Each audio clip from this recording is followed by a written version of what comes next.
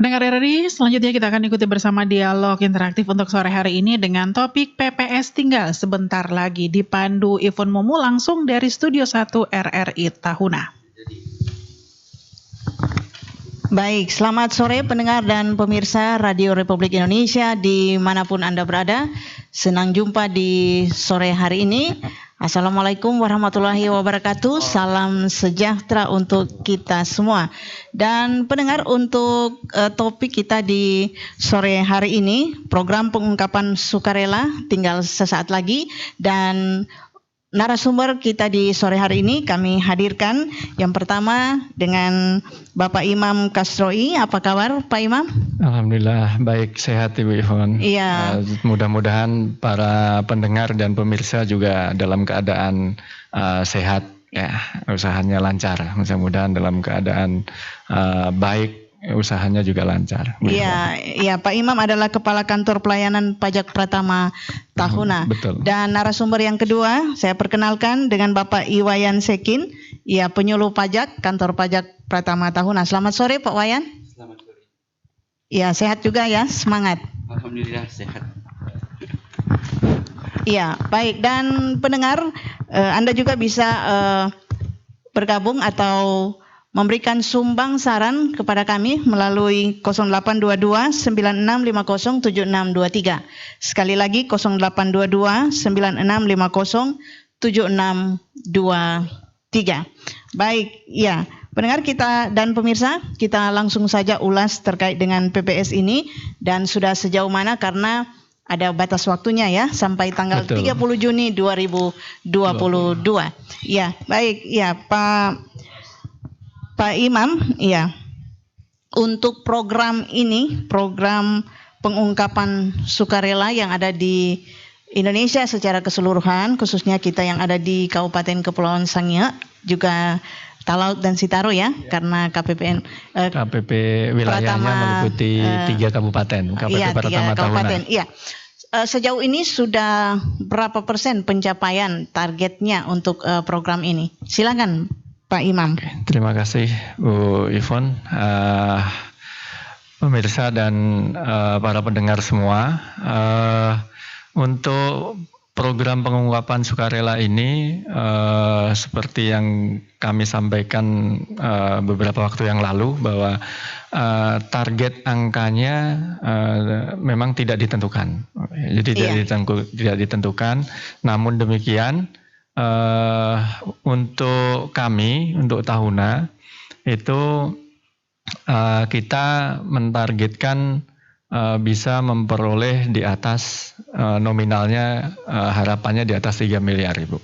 Ya. Dan sampai hari ini sudah terkumpul untuk PPS itu sendiri, untuk 3 wilayah ini sekitar 2,3 ya, 2,3 miliar. Harapannya dengan waktu yang tersisa, ini tinggal 8 hari lagi ya, 8 hari lagi bisa terus nambah ya. Baik itu dari sisi nominalnya maupun dari sisi partisipannya. Ya, perlu Bu Ivon ketahui dan para pendengar serta pemirsa ketahui, sampai saat ini kami mencatat untuk Tahuna yang berpartisipasi baru sekitar 89 orang. Ya. Dari berapa orang ini? Dari 3 kabupaten ini 89 WP. Ya, dari 89 WP itu tadi setoran totalnya sekitar 2,3 miliar. Nah, harapannya dengan waktu yang tersisa ini masyarakat ikut berpartisipasi karena menggunakan waktu yang tersisa gitu. Kesempatan karena seperti tadi, seperti kemarin yang sudah kita sampaikan, bahwa program pengungkapan sukarela ini kan pemberian kesempatan kepada wajib pajak yang mungkin selama ini belum memenuhi kewajiban perpajakannya secara baik dan benar, itu diberikan kesempatan untuk mengikuti PPS, dan bahasa simpelnya ya untuk menebus kesalahan yang lalu-lalu lah gitu. Iya. Itu bahasa simpelnya seperti Iya. itu ya. Mungkin itu yang dapat saya informasikan, Bu. Iya, baik Pak Imam, lanjut. Kalau untuk sasarannya sebenarnya seperti apa ini, biar masyarakat juga memahami bahwa mereka juga adalah merupakan sasaran daripada PPS ini. Iya. Jadi yang utama sasaran kita adalah wajib pajak yang ada data harta yang belum dilaporkan di SPT. Nah, data harta ini secara nasional sebagaimana sudah kami sampaikan minggu lalu bahwa DJP ini kan menerima data dari pihak ketiga berdasarkan undang-undang itu secara kontinu terus-menerus ya. Jadi wajib pajak yang ada data ini yang menjadi sasaran yang utama, yang data yang diterima oleh DJP. Nah, data yang diterima DJP ini kami sudah mengirimkan beberapa waktu mulai bulan Februari Maret itu sudah kita kirimkan melalui dua cara. Yang pertama melalui email. Kalau yang punya email kita kirim via email. Kalau yang tidak ada email kita kirim via surat biasa.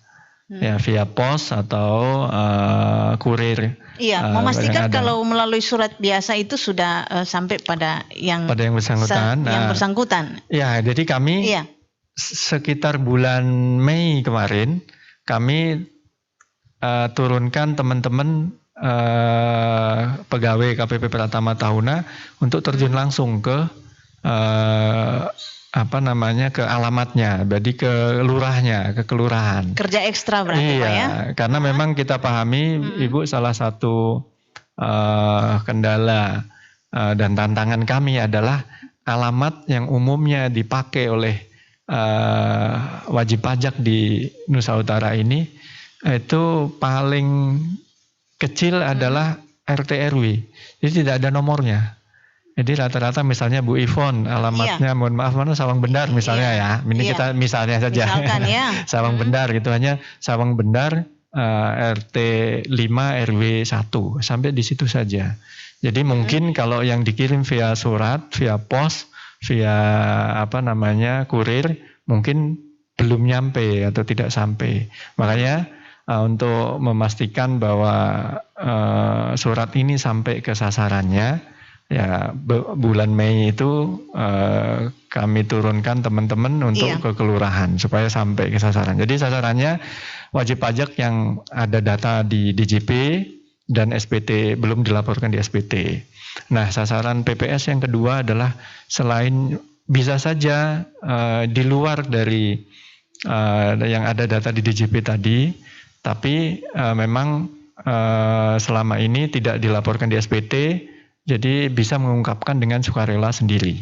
Itu. Jadi sasarannya sebenarnya masyarakat umum yang punya harta dan belum dilaporkan di surat pemberitahuan tahunan PPH itu. Iya, upaya untuk mendorong ya bagi masyarakat untuk mengungkapkan secara sukarela ini seperti apa yang dilakukan dari pihak pajak bekerja sama juga pasti ya dengan pemerintah yang ada di tingkat bawah. Betul. Jadi secara nasional sosialisasi sudah dilakukan secara bertahap dari bulan Januari.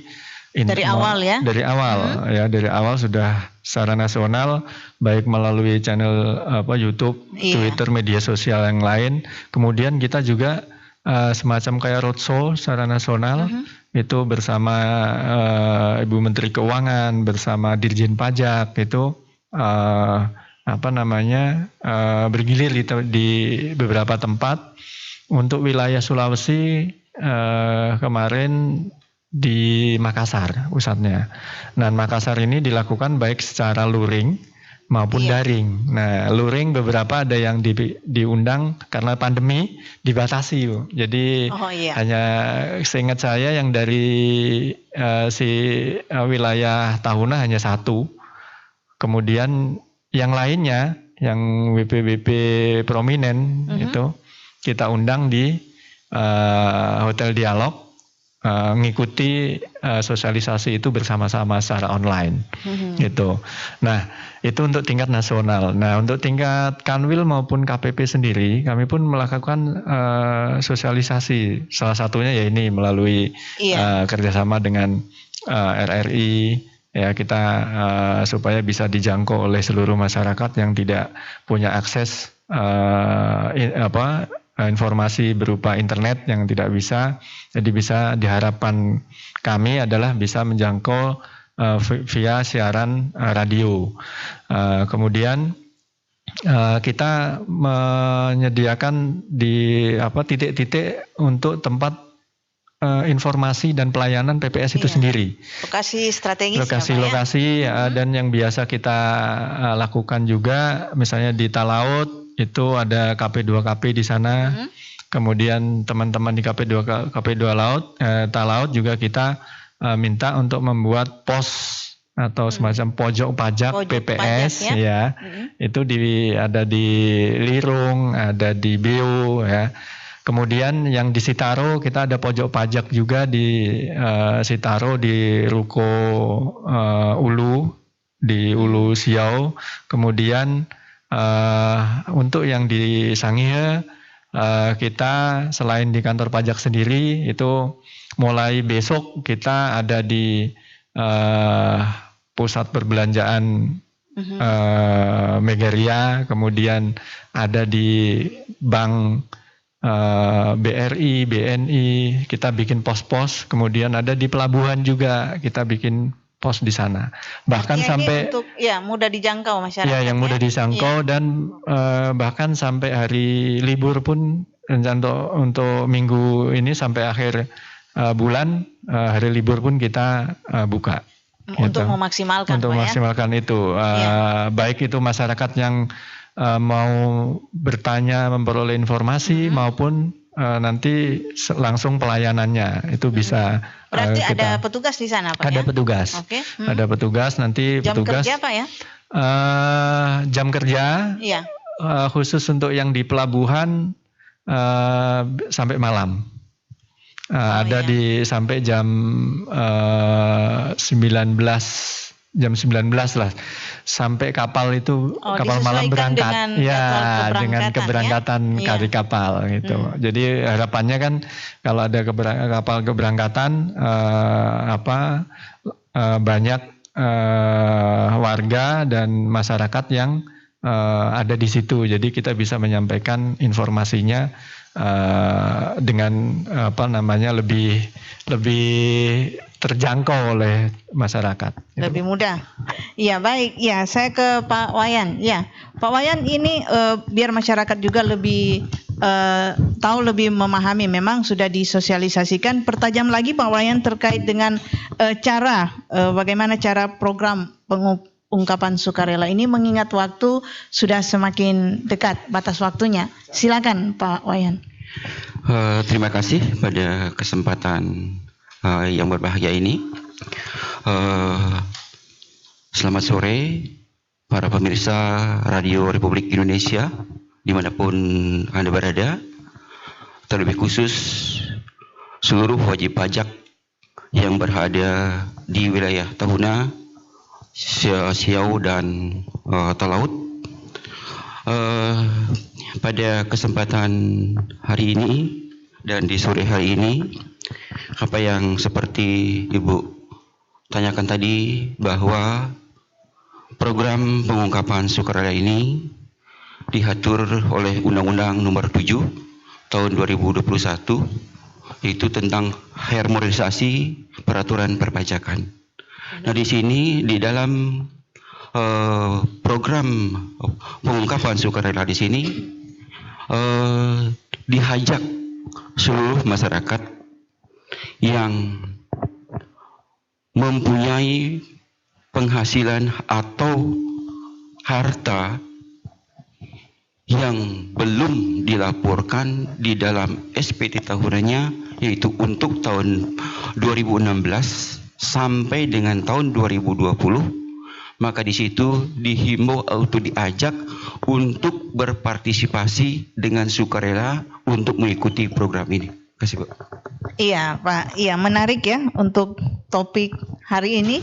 PPS tinggal sebentar lagi. Iya, ada WhatsApp yang sudah masuk ya. Ya, apa yang dimaksud dengan tinggal sebentar lagi, dan lalu apakah ada reward ya untuk wajib pajak yang sudah mengikuti PPS tepat waktu? Gimana ini Pak? Iya, Pak Imam. Oke, makasih Bu Ivon. Terkait pertanyaan via WA tadi bahwa apa yang dimaksud tinggal sebentar lagi, ya ini seperti yang saya sampaikan tadi di awal bahwa PPS ini waktunya sangat terbatas menurut undang-undang, itu antara tanggal 1 Januari sampai dengan 30 Juni. Sementara Cukup saat ini waktu sebenarnya ya. Iya. Sementara sekarang ini sudah tanggal 21 ya hari ini ya? Iya, 22. 22 ya, Iya. 22 Juni. Berarti untuk 30 Juni itu kan tinggal 8 hari 8 lagi. hari, ya. Makanya ini sebentar lagi ini tinggal 8 hari nih waktunya gitu. Jadi 8 hari ini waktu yang sangat sebentar mungkin untuk para wajib pajak bisa ikut Iya. PPS ini. Mungkin karena nanti bagaimana mempersiapkan datanya, mempersiapkan dokumennya, terus mengisi formulirnya, kemudian menyetornya kalau ada yang pajak penghasilannya yang harus disetor. Itu waktu 8 hari ini sebentar sekali gitu ya. Nah, terkait dengan tadi rewardnya, kalau reward langsung yang tepat waktu tentu ya. Iya. Iya. Rewardnya langsung ya, benefitnya mungkin lebih kepada benefit yang diperoleh apabila wajib pajak ikut PPS. Yang pertama adalah untuk tahun pajak 2020 dan sebelumnya itu tidak diterbitkan sanksi. Ya, kalau misalnya ada yang terlambat setor, terlambat lapor gitu ya, tidak diterbitkan sanksi. Terus yang kedua, tidak diterbitkan surat ketetapan pajak. Artinya secara simpel kita bisa bilang tidak dilakukan pemeriksaan. Karena untuk bisa menerbitkan surat ketetapan pajak harus dilakukan pemeriksaan. Ya, melalui pemeriksaan pajak. Berarti tidak diperiksa. Ya, itu benefitnya. Jadi tidak diterbitkan sanksi, tidak diperiksa. Terus yang ketiga, perlindungan data. Jadi harta-harta data tambahan yang diungkapkan di PPS itu tidak bisa menjadi dasar pihak lain ya atau DJP itu sendiri untuk melakukan pemidanaan. Ya, jadi tidak bisa nanti dari PPS itu ternyata kita mempidanakan wajib pajak untuk tahun pajak 2020 dan sebelumnya. Jadi sudah ditutup lah itu. Pintu pemeriksaan, pintu sanksi, pintu pidana itu sudah ditutup dengan PPS ini. Jadi itu benefitnya bagi yang ikut PPS ya, semacam rewardnya lah dari tepat waktu ya. Iya, ya kalau sudah lewat, sudah nggak bisa lagi. Sudah tidak bisa lagi, jadi tidak dihitung sebagai PPS. Iya. Itu dianggap sebagai data biasa. Data gitu. biasa. Ya. Apakah ada sanksi bagi wajib pajak yang tidak sudah ikut. lewat ya? Ya, jadi gini. Kalau ada harta yang belum diungkapkan di SPT dan tidak ikut PPS, terus DJP menemukan data itu, ya, maka akan ditagih pajaknya. Berapa ditagihnya? Yaitu sebesar untuk harta yang diperoleh dari tahun 2016 sampai 2020 itu tarifnya 30%. Nah, ditambah sanksi, gitu. Jadi kalau misalnya DJP menemukan bahwa misalnya Bu Ivon ternyata punya mobil Land Cruiser misalnya, amin, gitu. Amin, iya. Belum dilaporkan di SPT, tidak ikut PPS, gitu ya. DJP punya data itu, ya kita nilai tahun 2020 Land Cruiser ini harganya berapa. Misalnya katakanlah 2M gitu. Ya 2M kita kalikan tarifnya 30%. Jadi kita tagih Bu Ivon 30% kali 2 miliar berarti berapa tuh? 600 juta pokok pajaknya. Iya, cukup ditambah banyak sanksinya. Iya. Itu makanya kalau memang ada kita himbau lebih bagus ikut PPS. Karena kalau untuk ikut PPS tarifnya itu untuk kebijakan 2 untuk harta yang diperoleh dari tahun 2016 sampai 2020 itu ada 3 jenis tarif.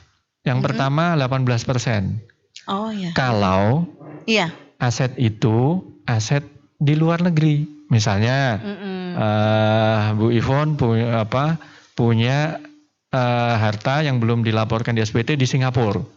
Misalnya ya. Mudah-mudahan ya. Amin. Nggak apa-apa. Yang penting kan kita ikutkan kalau memang itu. Itu 18% di Singapura, Pak ya. Di Singapura ini ada 2 opsi. Di Singapura di luar negeri itu kita bisa hanya deklarasi saja. Ikut PPS itu. Pak Dirjen Pajak, Pak DJP, ini loh, saya punya harta di Singapura berupa deposito. Katakanlah deposito di Singapura. Saya tidak mau saya bawa ke Indonesia, tapi saya ngakuin saja. Nah, itu namanya hanya deklarasi. Yaitu tarifnya 18%. Nah, bisa juga Bu Ivon atas uang di luar negeri tadi saya akui dan saya akan ambil uang deposito itu dan saya bawa ke Indonesia, namanya repatriasi. Ya. Nah, kalau repatriasi itu kenanya 14%. Ya. Nah, kalau harta berikutnya adalah kalau dalam negeri. Ya, misalnya tadi punya mobil Pajero kan sudah ada di Indonesia. Ya, belum saya laporkan belum dilaporkan di SPT. Dan belum kita mau ikut PPS. Nah, harta yang dalam negeri ini pilihannya ada 2. Ya, kita ikutkan PPS, deklarasi saja. Pokoknya saya ini punya mobil, saya mau ikut PPS, itu saja. Atau yang kedua, saya ikut PPS dan saya akan menginvestasikan sebagian dari atau seluruhnya dari harta yang saya deklarasikan itu. Bisa dipilih ya? Bisa dipilih, tarifnya pun beda. Kalau saya hanya mendeklarasikan saja, tarifnya 14%. Tapi kalau saya mendeklarasikan dan saya komitmen untuk investasi, itu tarifnya 12%. Jadi kalau hanya deklarasi plus investasi tarifnya lebih kecil gitu. Karena dengan menginvestasikan berarti kan peran serta untuk pembangunan ada, makanya tarifnya lebih kecil. Nah, itu untuk harta yang diperoleh di 2016 sampai 2020. Bagaimana yang diperoleh di 2015 dan sebelumnya? Apa beda lagi ya? Beda lagi. Kalau itu yang 2015 dan sebelumnya dan orang pribadi ini atau badan ini sudah ikut TA, itu tarifnya kalau nggak salah ada 3, ya. Itu ada 6%, ada 8%, dan ada 11%. Kondisinya sama seperti yang tadi. Kalau luar negeri hanya deklarasi 11%. Tapi kalau luar negeri plus investasi repatriasi 8%. Kalau dalam negeri 8%, kalau nggak investasi, kalau investasi 6%. Gitu, Bu. Baik, pemirsa dan pendengar RRI, kita lanjut. Ini ada pertanyaan ya, saya ke Pak Wayan. Iya, Pak, apakah kantor pajak buka counter untuk melayani PPS di daerah pertokoan dan juga di pusat kota Tahuna? Iya, silakan Pak. Iya, terima kasih para pemirsa RRI yang berada di Tahuna. Seperti dipertanyakan tadi, apakah ada kegiatan atau PPS di pusat keramaian? Nah, di sini bahwa kantor pajak pun juga mulai besok akan melakukan program atau melakukan kegiatan dalam konteks program pengungkapan sukarela, yaitu di pusat-pusat keramaian. Misalnya contohnya di Megaria atau di pelabuhan atau di Bank BRI dan sekitarnya situ. Nah, bagi wajib pajak yang ingin mengikuti program pengungkapan sukarela ini bisa datang ke sana jam Jam kerja ya? Jam kerja, bisa datang ke sana jam kerja, atau juga bisa datang ke kantor pelayanan pajak PP Tahuna secara langsung, bisa menanyakan di situ baik kepada AR-nya ataupun kepada fungsional penyuluh perpajakannya, bisa datang ke kantor pajak untuk menanyakan tentang program pengungkapan pajak, pengungkapan secara sukarela ini. Gitu, Ibu. Iya, artinya pelayanan ini lebih maksimal, Pak ya. Sampai maka itu dengan adanya program ini dalam konteks untuk pengungkapan sukarela, maka dari petugas kita khususnya dari KPP Pratama Tahuna akan melayani wajib pajak dengan setulus hati, dengan senang hati apabila wajib pajak ingin menkontribusikan atas harta-hartanya yang belum dilaporkan di dalam SPT-nya. Silakan menanyakan tentang tata cara mekanisme tentang kegiatan PPS ini. Iya, baik, kita lanjut lagi. Ini untuk di WhatsApp saya sudah masuk pertanyaan, apa bedanya PPS dengan program tax amnesty yang tahun 2016? Ya, silakan Pak Imam. Ya. Oke, terima kasih Bu. Tentu dari banyak sisi ada perbedaan Bu. Ya, namanya tax amnesty dan program pengungkapan sukarela. Program pengungkapan sukarela ini lanjutan sebenarnya, lebih kepada program lanjutan dari dulu tax amnesty yang sudah selesai di pertengahan tahun 2017 ya. Banyak masyarakat yang masih menyampaikan bahwa masih ingin ikut TA bisa atau tidak, TA atau tidak. Nah, akhirnya dengan banyaknya aspirasi dari masyarakat itu terbitlah di Undang-Undang Harmonisasi Peraturan Perpajakan atau Undang-Undang HPP Undang-Undang nomor 7 tahun 2021, difasilitasilah ini program pengungkapan sukarela, tapi terbatas. Gitu terbatas ya. Ya. Jadi untuk yang PPS ini kita bagi dua. Ada dua kebijakan. Kebijakan pertama itu untuk yang dulu sudah pernah ikut TA, gitu, tapi masih ada harta yang belum diungkapkan, ya, dan perolehannya hartanya 2015 dan sebelumnya. Nah, untuk yang kebijakan satu ini yang bisa ikut adalah wajib pajak orang pribadi seperti kita ataupun wajib pajak badan seperti CV, PT, gitu ya. Lebih besar lagi ya? Ya, itu untuk kebijakan satu. Nah, untuk yang kebijakan dua itu yang nilai yang perolehan hartanya dari tahun 2016 sampai 2020 yang belum diungkapkan di SPT. Nah, pesertanya pun itu hanya orang pribadi. Jadi untuk wajib pajak badan ada kategori ya? Iya, wajib pajak badan tidak bisa ikut di kebijakan dua, gitu. Ya, mungkin dengan pertimbangan masing-masing ada kebijakan ya. Iya, ada kebijakannya satu dan kebijakan dua tadi ya. Jadi yang kebijakan dua hanya orang pribadi yang bisa ikut.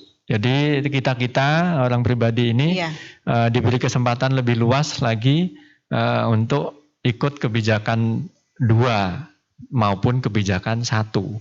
Jadi kalau orang pribadi bisa ikut dua kebijakan, tapi kalau untuk yang badan hanya satu kebijakan, yaitu kebijakan pertama saja. Iya, baik. Pendengar dan pemirsa, sebelum kita lanjut untuk beberapa pertanyaan yang sudah masuk di WhatsApp saya, kita ikuti yang berikut ini.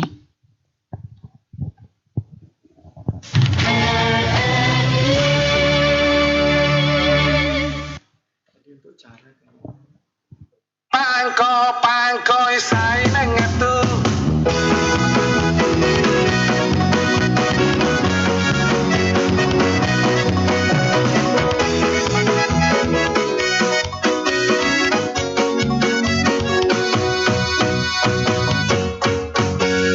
Dadi orang SMS kampung anggap kere kalung-kalungan.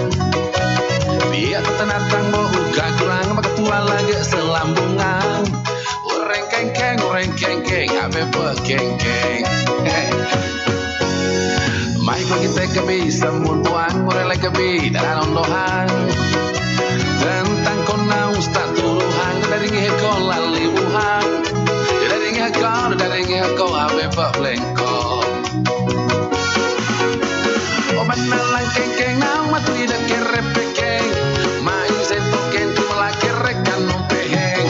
Banalang plengko mapa pelisa kere kaloko. Mai semata ko liebe kere isai nangetu namore KPP natahatu sakaing lesu napene uat isai nangetu ya isai nangetu hai isai nangetu mabulu bekaraki pato piatu nondo boleng barang sekahindo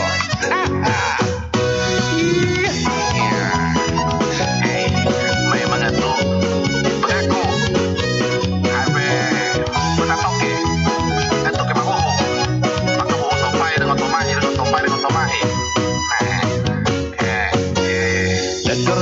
Yang kampung anggap kere rakalung karongan biar tenatang bau gagulang maka tua lagi selambungan ureng kengkeng abe buat kengkeng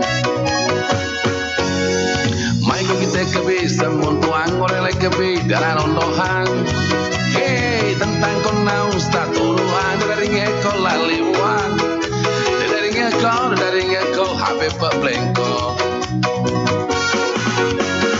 nalang keng-keng nang matu ida kerepekeng maing sento kentu melakere kanum peheng menalam blengko mapa pelisa kere kaloko maing semeta kolie bekere waroto hey pangko isai nangetu namore KPP natahatu sakaing lesu napene utu pangko isai nangetu namore KPP natahatu sakaing lesu napene uatu pangko isai nangetu namore KPP natahatu sakaing lesu napene uatu pangko isai nangetu namore KPP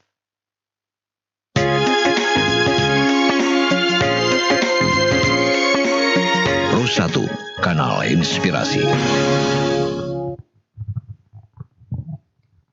Iya, baik pendengar dan pemirsa RRI, kita lanjut dialog kita di sore hari ini bersama kedua narasumber. Kita lanjut ini, jawab ya Pak untuk WhatsApp yang sudah masuk ini, gimana strategi agar supaya masyarakat lebih didorong lagi untuk mengikuti program PPS ini, dan bagaimana keterlibatan tokoh agama, tokoh masyarakat yang tentunya pada kegiatan sosial kemasyarakatan untuk strateginya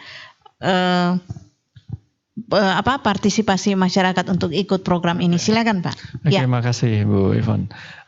Jadi terkait dengan strategi untuk penyampaian informasinya ini, memang kita ada beberapa cara Bu. Tadi yang di awal sudah saya sampaikan. Iya. Dari sisi sasarannya tadi yang wajib pajak yang sudah ada data di kita itu kita surati. Jadi langsung kepada yang bersangkutan, bahwa kita bilang secara simpelnya kita bilang bahwa Bapak Ibu ini Anda punya harta berupa harta nilainya sekian dan belum dilaporkan di SPT. Jadi itu sudah secara langsung kepada yang bersangkutan.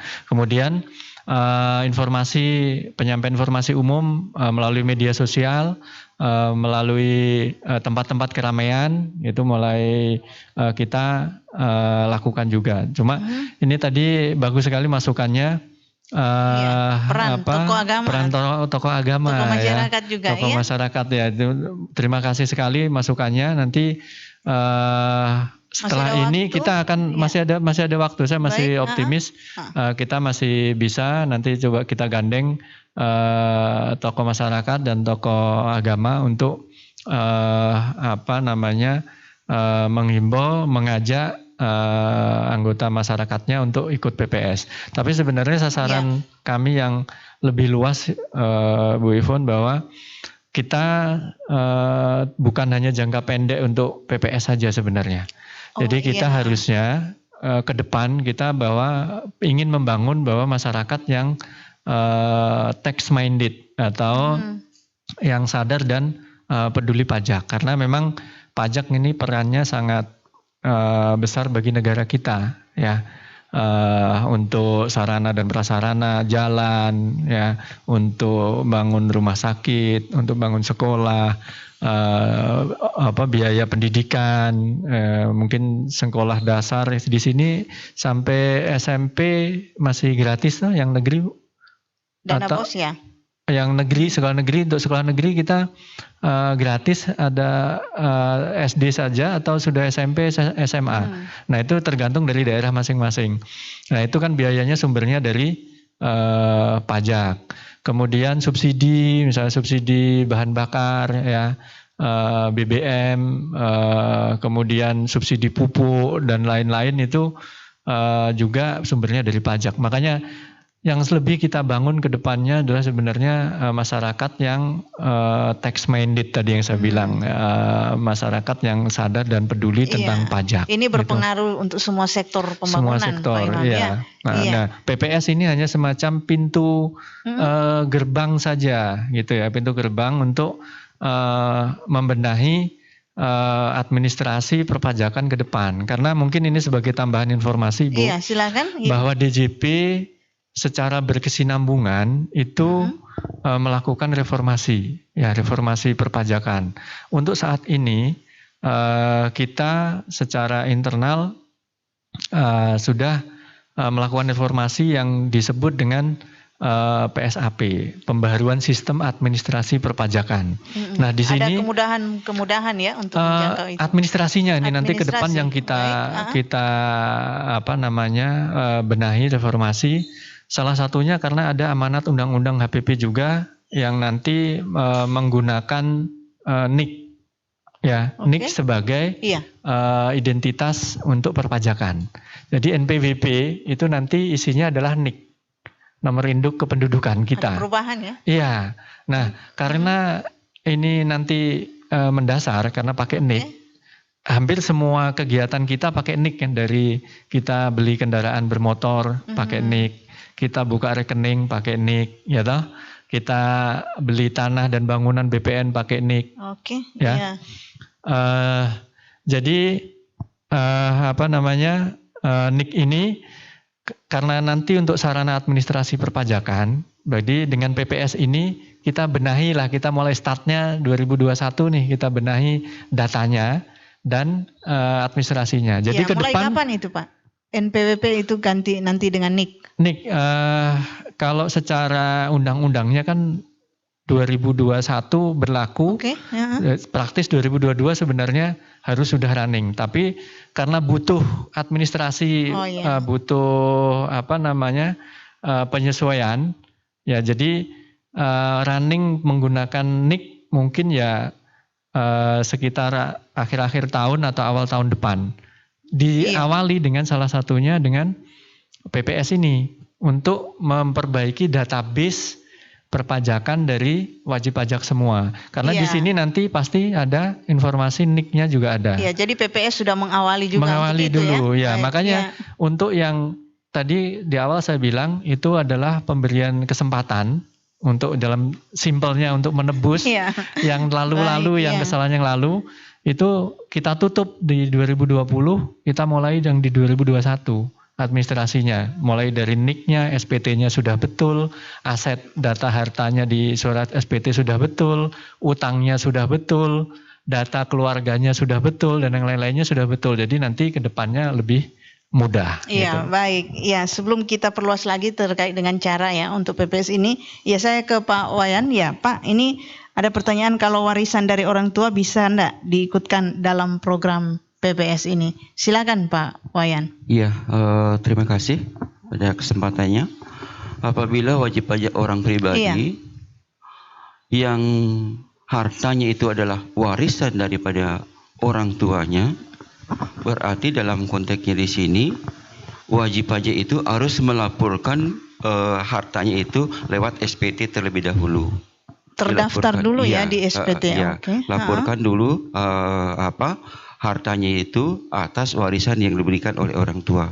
Karena warisan ini dalam konteksnya sebenarnya tidak bisa diikutkan PPS. Ini kan warisan. Iya. Nah, yang tapi bisa kan diikutkan, biasa kalau warisan itu misalnya perkebunan atau apa kan ada hasilnya, berarti kena pajak dong Pak. Ya itu kalau mengikut hasilnya di situ berarti dalam konteksnya dari pajaknya bisa dikenakan PBB-nya di situ kan. Iya. PBB-nya tuh. Nah, karena di sini merupakan suatu warisan tuh, contohnya ibu wariskan kepada saya tuh sebidang tanah.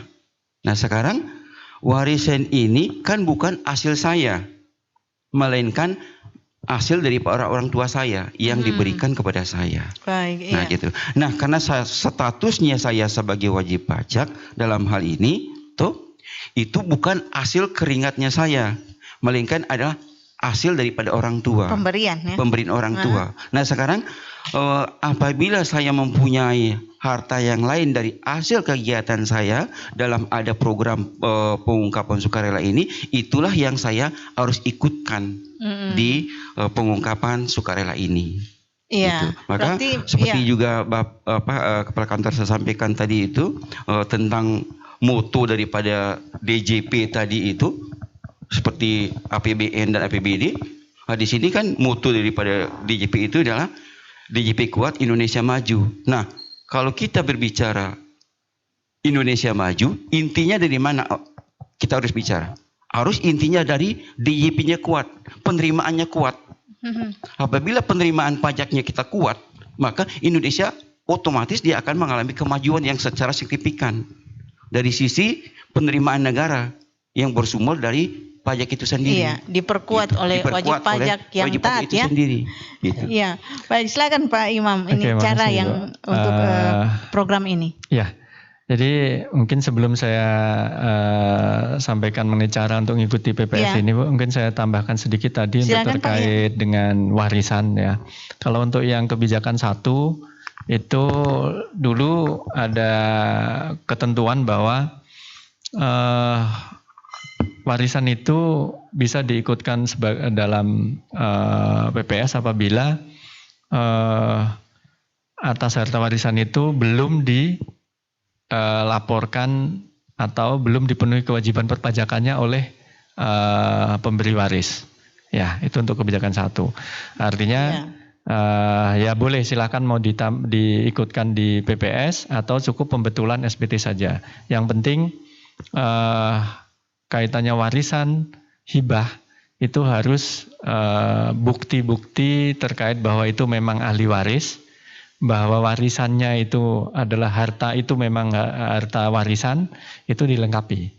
Kalau misalnya jangan sampai hanya mengaku-ngaku warisan, nah gitu loh maksud saya. Jangan sampai hanya ngaku-ngaku itu dapat warisan. Ya, harus legal, harus benar bahwa memang itu benar-benar warisan. Karena benar-benar warisan berarti yang menerima adalah ahli waris. Kemudian harta tersebut memang harta yang dulu diwariskan. Misalnya gini, dulu diwariskan uang tunai 1 miliar misalnya. Terus uang tunai itu dibelikan tanah perkebunan. Berarti yang namanya harta warisannya uang tunainya, bukan tanah perkebunannya. Jadi dulu waktu orang tua mewariskan bukan mewariskan tanah kan, tapi mewariskan uang tunainya. Tapi setelah jadi apa? Nah, nanti kalau setelah jadi perkebunan, tadi kan ditanami. Sudah ada objek pajak di situ, Pak. Ya, perkebunannya sendiri tadi udah disampaikan Pak Wayan, mungkin dikenakan PBB oleh pemerintah daerah. Ya, pemerintah kabupaten atau kota. Itu PBB perdesaan dan perkotaan. Itu masuknya di pemerintah daerah. Itu atas tanahnya.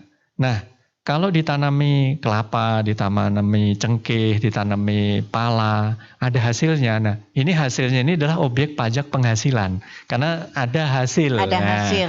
Objek pajak penghasilan. Nah, itu udah lain lagi.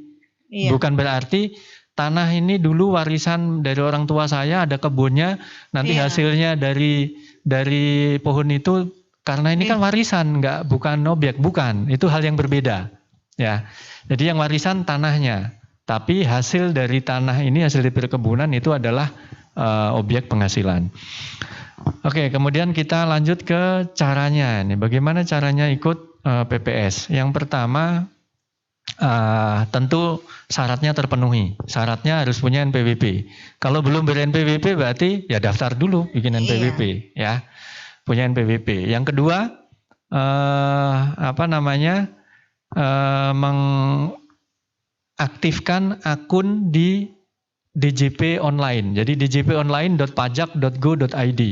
Karena setiap NPWP harus mengaktifkan akun di situ, semacam akun online. Jadi kita nanti ke depannya, nah ini dengan reformasi tadi Bu, ke depannya nanti kita via online saja.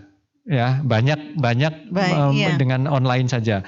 Jadi kita aktifkan akun di DJP online. Kalau Bapak Ibu daftar NPWP di KPP, bisa langsung minta diaktifkan akunnya. Ya, nanti di situ langsung aktif. Nah, bisa langsung login.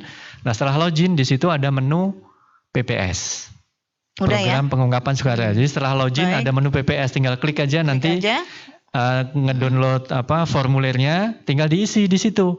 Oh, saya ikut PPS, jenis hartanya apa? Misalnya tadi mobil, di situ diketik mobil, dipilih jenis hartanya, kendaraan, kemudian atas nama siapa, lokasi di mana, nilai tahun perolehannya kapan, nilainya berapa. Nah, nanti dari situ akan muncul ada harta lain nggak? Kalau agak ditambahkan. Nah, nanti di situ ada hitungannya. Ya, ditambahkan. Nanti ada menu tambah gitu ya. Nanti di situ akan muncul. Oh, berarti yang harus disetor pilihannya mau menginvestasikan atau tidak. Kalau tidak berarti otomatis tadi 14%. Kalau dalam negeri 14% kali nilai hartanya. Disitulah muncul pajak yang harus disetor. Nah, dari yang setor itu Bapak Ibu bikin kode billing. Ya, kode billing, minta ke teman-teman. Kalau nggak paham, kode billingnya bisa di DJP online tadi, Bu. Bisa minta kode billing, atau bikin kode billing di DJP online, atau minta teman-teman KPP untuk membuatkan kode billing. Dari kode billing bisa disetor. Langsung disetor bisa lewat ATM, bisa lewat kantor pos, bisa ke teller bank. Iya, ada beberapa fasilitas. Ada beberapa fasilitas. Baik, yang penting sudah ada kode billingnya. Baik, iya. Gitu. Kita jawab dulu ya pertanyaan ini ya. Ya, untuk ikut PPS, apakah bisa melakukan pembetulan terkait harta-harta yang lagi di harta-harta oleh pajak melalui SP2D ke wajib pajak? Ya, contohnya ada kesalahan pelaporan jumlah harta yang disampaikan atau dilaporkan. Ini apakah bisa melakukan pembetulan ya, perbaikan ya, terkait harta-harta yang tadi ya yang dilaporkan ya ini kayaknya iya. Jadi gini, kalau kita ngomong masalah pembetulan, ini konteksnya ada dua. Yang pertama adalah terkait dengan SPT yang sudah kita sampaikan ke DJP. Apabila saya sudah melaporkan SPT tahun 2020 nih, di situ harta saya katakanlah 1M. Oh, ternyata saya baru ingat masih ada satu lagi yang belum saya laporkan senilai senilai 10 juta misalnya. Itu bisa dua cara. Yang pertama, pembetulan SPT-nya itu sendiri. Tidak perlu ikut PPS. Baik. Apabila yakin bahwa harta 10 juta ini diperoleh dari penghasilan yang sudah diselesaikan pajaknya. Iya. Gitu. Apabila yakin memang seperti pajaknya sudah diselesaikan, sudah dibayar. Apabila tidak yakin, pembetulan tidak dilarang, tapi nanti kami akan lakukan penelitian. Oh, berarti lakukan penelitian dulu kita ya? Cek ya, kita cek. Oh, ini dulu, penghasilannya benar atau dia dengan penambahan hartanya. Gitu, kita dalam tanda petik kita teliti. Kita namanya penelitian. Artinya tidak serta-merta dilakukan perbaikan, Pak. Perbaikan boleh serta-merta, tapi nanti kita uji lah gitu. Diuji. Begitu perbaikan dulu baru diuji lagi. Itu juga boleh. Baik, atau sebelum pembetulan datang dululah ke AR-nya, tanya, Pak, saya mau pembetulan begini, silahkan. Nanti lagu pembetulan. Jadi ini pembetulan SPT, tidak ikut PPS, boleh. Jadi alternatifnya bisa seperti itu. Atau yang kedua adalah pembetulan dalam konteks PPS itu sendiri. Kalau misalnya harta tadi yang 10 juta, karena memang saya belum saya bayar pajaknya, saya ikutkan PPS. PPS itu PPS penyampaian yang pertama namanya. Ya, PPS SPPH yang pertama, surat surat pernyataan pengungkapan harta SPPH yang pertama. Saya tulis di situ 10 juta. Oh ternyata saya udah ikut PPS nih. Saya nulis satu harta saja, nilainya ternyata 10 juta. Ada 2? Ternyata ada lagi. Oh, iya. Karena saking banyaknya harta nih. Iya, baik. Lupa nih banyak. Ingat lagi ada satu lagi. Nah boleh itu. Diisi lagi? Namanya pembetulan SPPH. Jadi kalau tadi pembetulan SPT, bisa pembetulan SPPH.